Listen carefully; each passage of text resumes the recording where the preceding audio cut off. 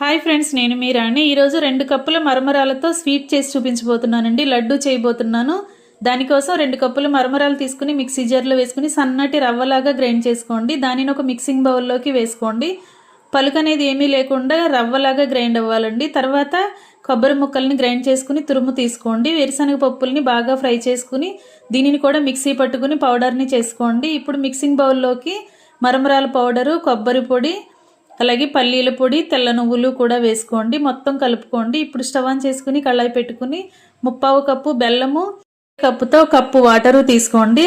1/2 tea spoon యాలకుల పొడి, ఒక 2 టేబుల్ స్పూన్లు నెయ్యి వేసుకోండి. పాకం అనేది చిక్కగా రావాలండి. చిక్కబడేంత వరకు ఉడికించుకుని మనం మిక్స్ చేసి పెట్టుకున్న రవ్వ అంతా కూడా అలా కళాయిలో వేసుకుని బాగా ఉడికిన తర్వాత ఇలా కొంచెం మెత్తగా ఉన్నప్పుడే స్టవ్ ఆఫ్ చేసుకోండి. చల్లారిన తర్వాత మనకి కావాల్సిన సైజులో లడ్డూలు చేసుకోవటమే. మరొక రెసిపీతో మళ్ళీ కలుద్దాం. Thanks for watching. నేను మీ రాణి.